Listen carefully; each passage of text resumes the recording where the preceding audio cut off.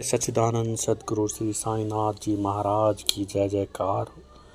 मैं सबसे पहले श्रोताओं से यही विनती करूँगा, अगर उन्होंने यह कथा लगा ली है तो कृपा करके इसे पूर्ण सुने, तभी बाबा की कृपा आप पर बरसेगी। बाबा ने ऐसा ही साईं चरित्र में एक बार एक भक्त को कहा है, जिसका विवरण भी आपको अगले अध्यायों में मिल जाएगा। आज हम करेंगे अध्याय 10, श्री साईं बाबा का रहन सहन, शयन पटिया, शिरडी में निवास, उनके उपदेश, नानावली, सुगम पथ। प्रारंभ।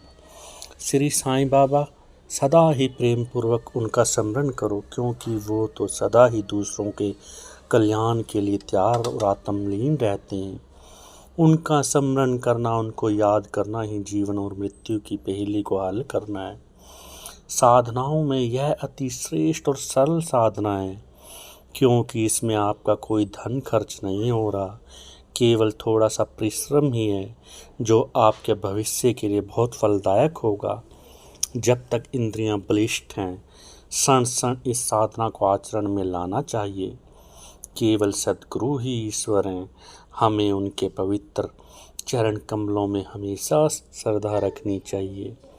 वे तो हर इंसान के भाग्य विधाता और प्रेममय प्रभु हैं। जो अनन्य भाव से उनकी सेवा करेंगे, वे भवसागर से अवश्य ही तर जाएंगे। न्याय अथवा मीमांसा या दर्शन शास्त्र पढ़ने की भी कोई आवश्यकता नहीं है। जिस प्रकार नदी का समुद्र पार करते समय नाविक पर विश्वास रखते हैं, उसी प्रकार विश्वास हमें सद्गुरु पर भी रखना चाहिए, तभी वे हमें भवसागर से पार उतार देंगे। सद्गुरु तो केवल भक्तों के भक्ति भाव की ओर देखकर उन्हें ज्ञान और परमानंद की प्राप्ति करवा देते हैं। पिछले अध्याय में बाबा की भिक्षावृत्ति, भक्तों के अनुभव इत्यादि विषयों के बारे में आप लोगों ने पढ़ा सुना था। अब श्रोतागण सुने कि श्री साईं बाबा किस प्रकार रहते, सोते और दूसरों को शिक्षा दिया करते थे। अब बाबा का विचित्र विस्तर हम यहाँ देखेंगे कि बाबा किस प्रकार शयन करते थे। श्री नाना साहब डोंगले एक बार 4 हाथ लंबा और 1 हथेली चौड़ा लकड़ी का तख्ता श्री साईं बाबा के शयन हेतु लाए। तख्ता कहीं नीचे रखकर उस पर बाबा ना सौंपते हुए उन्होंने पुरानी छिंदियाँ लेकर तख्ते को मस्जिद की बल्ली से ऊंचे झूले की तरह बांध दिया और उस पर शयन करना प्रारंभ कर दिया। चंदियों के बिल्कुल पतली और कमज़ोर होने के कारण लोगों का उनका झूले पर चढ़कर सोना एक पहेली सा बन गया। चंदियाँ तो केवल एक तख्ते का भार भी सहन नहीं कर सकती थी, फिर बाबा के शरीर का भार किस प्रकार वे सहन कर सकेंगी। जिस प्रकार भी हो, यह तो प्रभु सद्गुरु श्री साईं स्वयं ही जाने, परंतु यह तो बाबा की एक लीला थी, जो फटी चिंदियाँ तख्ते का भार और उस पर बाबा का भार संभाल रही थी। बाबा को तख्ते पर बैठे आसन करते हुए देखना देवताओं को भी दुर्लभ दृश्य था। सब आश्चर्यचकित थे कि बाबा इस तख्ते पर कैसे चढ़ते होंगे और किस प्रकार नीचे उतरते होंगे। लोग इस रहस्य उद्घाटन के लिए हमेशा दृष्टि लगाए रहते कि बाबा कब चढ़ेंगे कब उतरेंगे, परंतु यह समझने में कोई सफल ना हो सका और इस रहस्य को जानने के लिए भीड़ दिन प्रतिदिन बढ़ने लगी। इस कारण बाबा ने एक दिन तख्ता तोड़कर बाहर फेंक दिया।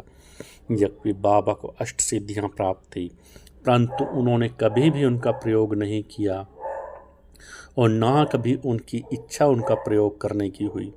वे तो खुद ही स्वाभाविक रूप से पूर्णता प्राप्त होने के कारण उनके पास आ गई थी। ब्रह्म का सगुण अवतार। बाह्य दृष्टि से श्री साईं बाबा 3.5 हाथ लंबे एक सामान्य पुरुष थे, फिर भी प्रत्येक के हृदय में वे विराजमान थे। अंदर से वे आसक्ति रहित और शिथिल थे, परंतु बाहर से जन कल्याण के लिए सदा चिंता में डूबे रहते। अंदर से वे संपूर्ण रूप से निस्वार्थी थे। भक्तों के निमित्त उनके हृदय में परम शांति विराजमान थी, परंतु बाहर से संसार में उलझे हुए दिखलाई पड़ते थे। वे कभी प्रेम दृष्टि से देखते तो कभी पत्थर मारते, कभी गालियां देते और कभी दिल से लगा लेते थे। वे गंभीर, शांत और सहनशील थे। वे सदा दृढ़ और आत्मलीन रहते थे और अपने भक्तों का सदैव उचित ध्यान रखते थे। वे सदा एक आसन पर ही विराजमान रहते थे। वे कभी भी किसी यात्रा को नहीं निकले। उनका दंड एक छोटी सी लकड़ी थी जिसे वे सदैव अपने पास संभाल कर रखते थे। विचार शून्य होने के कारण वे शांत थे। उन्होंने कंचन और कीर्ति की कभी चिंता नहीं की। साथ ही भिक्षावृत्ति द्वारा ही वे अपने जीवन का निर्वाह कर रहे थे। उनके जीवन भी इसी प्रकार का था कि अल्लाह मालिक सदैव उनके होठों पर रहता था। उनका भक्तों पर विशेष और अटूट प्रेम था। वे आत्म ज्ञान की खान और परम दिव्य स्वरूप थे। श्री साईं बाबा का दिव्य स्वरूप इस तरह का था, एक अपरिमित, अनंत, सत्य, अपरिवर्तनशील सिद्धांत जिसके अंतर्गत यह सारा विश्व है और श्री साईं बाबा से आविर्भूत हुआ था। यह अमूल्य निधि केवल बाबा के पास ही विराजमान थी। बाबा हर समय शांत और चित्त स्वभाव में रहते थे। वह सिर्फ अपने भक्तों के दुखों का सुखों में तब्दील करने का ध्यान रखते थे। श्री साईं बाबा का दिव्य स्वरूप ही इसी तरह का था। यह अमूल्य निधि केवल सद्गुण संपन्न भाग्यशाली भक्तों को ही प्राप्त हुई, जिन्होंने श्री साईं बाबा को केवल मनुष्य या सामान्य पुरुष समझा या समझते हैं। वे यथार्थ में बेचारे अभागे थे या हैं। श्री साईं बाबा के माता पिता, उनकी जन्म तिथि का ठीक ठीक पता किसी को भी नहीं है और शिरडी में निवास के द्वारा इसका अनुमान ही लगाया लोगों ने कोशिश करी, लेकिन वे जान ना सके। जब पहले पहल बाबा शिरडी में आए तो उस समय उनकी आयु केवल 16 वर्ष की थी। वे शिरडी में 3 वर्ष तक रहने के बाद कुछ समय के लिए अंतर्धान हो गए। कुछ काल के उपरांत वे औरंगाबाद के समीप निजाम स्टेट में प्रकट हुए और चांद पाटिल की बारात में पुनः शिरडी आ गए। उस समय उनकी आयु लगभग 20 वर्ष के आसपास थी। उन्होंने लगातार 60 वर्षों तक शिरडी में निवास किया और सन 1918 में महासमाधि ग्रहण कर ली। इन तथ्यों के आधार पर हम उनकी जन्म तिथि का सिर्फ अंदाज़ा ही लगा सकते हैं। अब साईं बाबा के उपदेश के बारे में सुनेंगे। 17वीं शताब्दी में संत रामदास प्रकट हुए और उन्होंने यवनों से गायों की रक्षा करने का कार्य सफलतापूर्वक किया, परंतु 2 शताब्दियों के व्यतीत हो जाने के बाद हिंदू और मुसलमानों में फिर वैर बढ़ने लगा। इसे ही दूर करने के लिए सद्गुरु श्री साईनाथ जी प्रकट हुए। उनका सभी के लिए यही उपदेश था कि राम और रहीम दोनों एक ही हैं, उनमें किंचित मात्र भी भेद नहीं है, बस हम उन्हें अलग अलग नामों से पुकारते हैं। फिर तुम उनके अनुयायी होकर अलग अलग रहकर परस्पर क्यों झगड़ते हो? अज्ञानी बालकों, दोनों जातियाँ, दोनों धर्म एकता का ध्येय प्राप्त करो। कलह और विवाद व्यर्थ हैं, इसलिए ना झगड़ो, ना परस्पर प्राणघातक ही बनो। सदैव अपने हित एवं कल्याण का विचार करो। श्री हरि तुम्हारी रक्षा अवश्य करेंगे। योग, वैराग्य, तप, ज्ञान आदि ईश्वर के समीप पहुँचने के मार्ग है। तुम्हारी कोई कितनी भी निंदा क्यों ना करे, तुम उसका प्रतिकार ना करो। यदि कोई शुभ कर्म करने की इच्छा है तो सदैव दूसरों की भलाई किया करो। संक्षेप में बाबा का यही उपदेश है कि दूसरों की हमें हमेशा भलाई करनी चाहिए। सतगुरु सच्चिदानंद श्री साईनाथ जी महाराज गुरु के बारे में कहते हैं, गुरु तो अनेक हैं। कुछ गुरु तो ऐसे हैं जो द्वार द्वार हाथ में वीणा और करताल लिए अपनी धार्मिकता का प्रदर्शन करते फिरते हैं। फिर हेमाड़ पंत जी गुरु के बारे में कहते हैं, वे शिष्यों के कानों में मंत्र फूंकते हैं और उनकी संपत्ति का शोषण करते हैं। वे ईश्वर भक्ति तथा धार्मिकता का केवल ढोंग ही रचते हैं। वे वस्तुतः अपवित्र और अधार्मिक होते हैं। श्री साईं बाबा ने धार्मिक निष्ठा प्रदर्शित करने का विचार भी कभी मन में नहीं लाए। दैहिक बुद्धि उन्हें किंचित मात्र भी छू ना पाई थी। परंतु भक्तों के लिए उनके दिल में असीम प्रेम था। गुरु दो प्रकार के होते हैं, नियत और अनियत। अनियत गुरु के आदेशों से अपनों में उत्तम गुणों का विकास होता है तथा चित्त की शुद्धि होकर विवेक की वृद्धि होती है।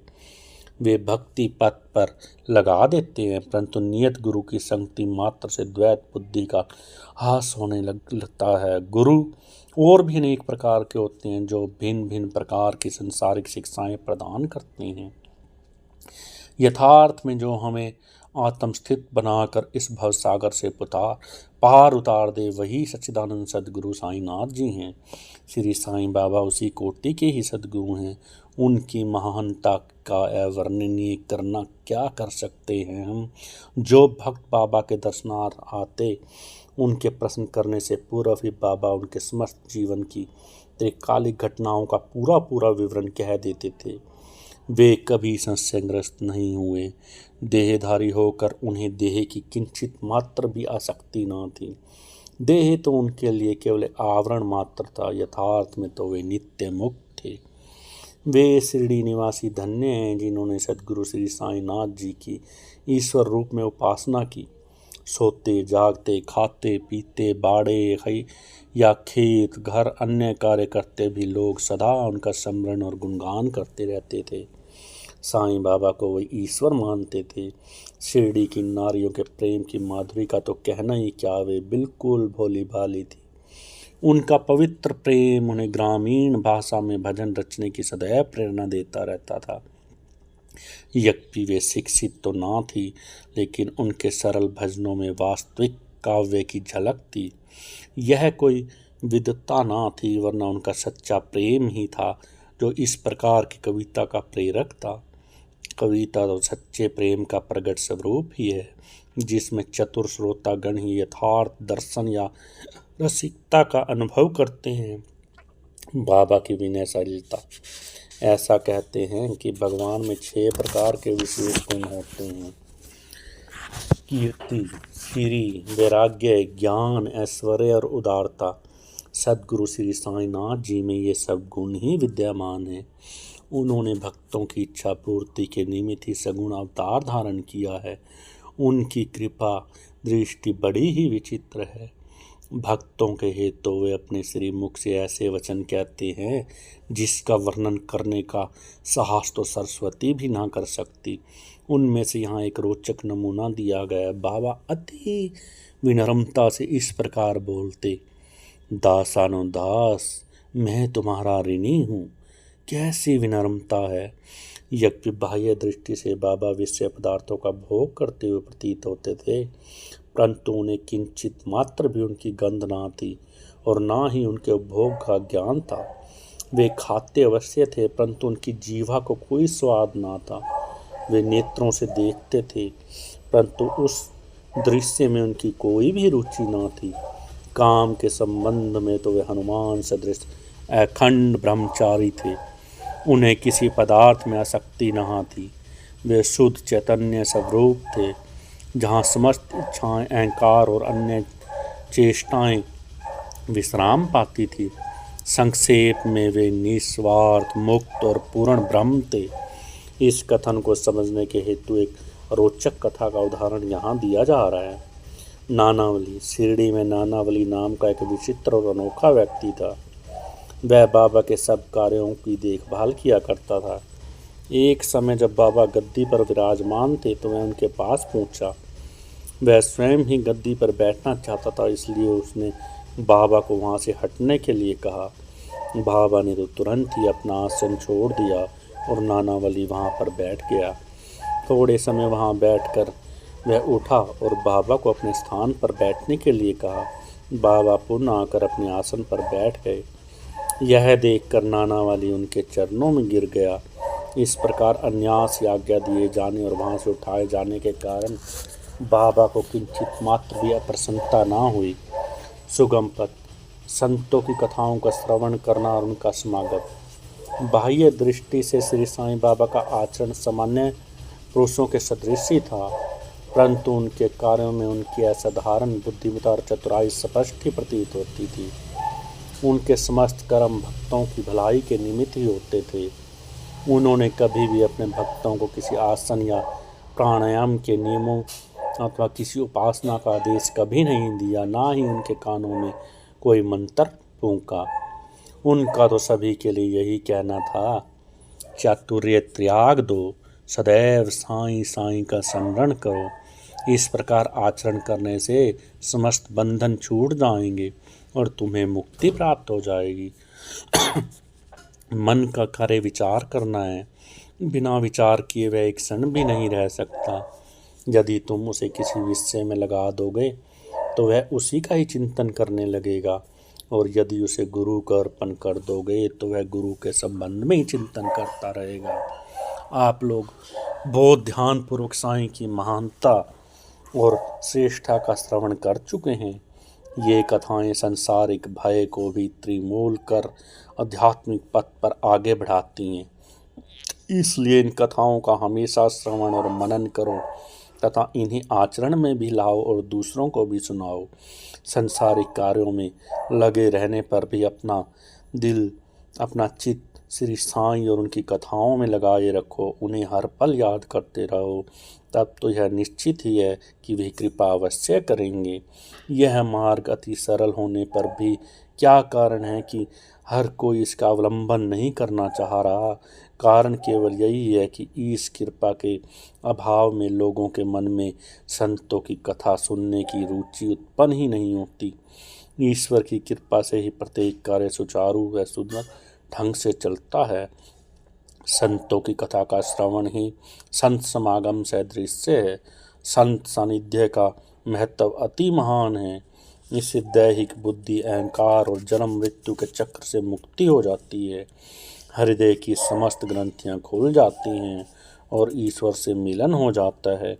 जो चैतन्य घन स्वरूप है, विषयों से निश्चय ही विरक्ति हो जाती है और दुखों से हमेशा के लिए छुटकारा मिल जाता है।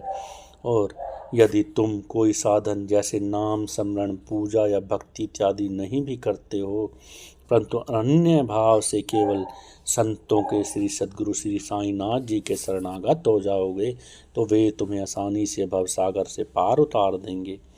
इसी कार्य के निमित्त ही संत विश्व में प्रकट होते हैं। पवित्र नदियाँ गंगा, यमुना, गोदावरी, कृष्णा, कावेरी जो संसार के समस्त पापों को धो देती हैं, वे उनकी भी सदा यही इच्छा होती है कि सद्गुरु अपने चरण स्पर्श से उन्हें पावन करें। ऐसा सद्गुरु श्री साईनाथ जी का प्रभाव है। गत जन्मों के शुभ कर्मों के फलस्वरूप ही श्री साईं बाबा के चरणों की में शांति प्राप्त करना ही संभव है। श्री साईं के मोह विनाशक चरणों का ध्यान कर यह अध्याय समाप्त करता हूँ। उनका स्वरूप कितना सुंदर, कितना मनोहर है। मस्जिद द्वारका माई के किनारे पर खड़े हुए वे सब भक्तों को उनके कल्याणार्थ उदी वितरण किया करते हैं। जो इस विश्व को मिथ्या मानकर सदा आनंद मंद में निमग्न रहते थे, उसे सच्चिदानंद श्री सद्गुरु साईनाथ जी के महाराज के चरणों में मेरा बारंबार करोड़ों बार नमस्कार है। श्री सद्गुरु साईनाथम पूर्णमस्तु शुभम भवतु। अध्याय 10 संपूर्णम। जय सच्चिदानंद सद्गुरु साईनाथ जी।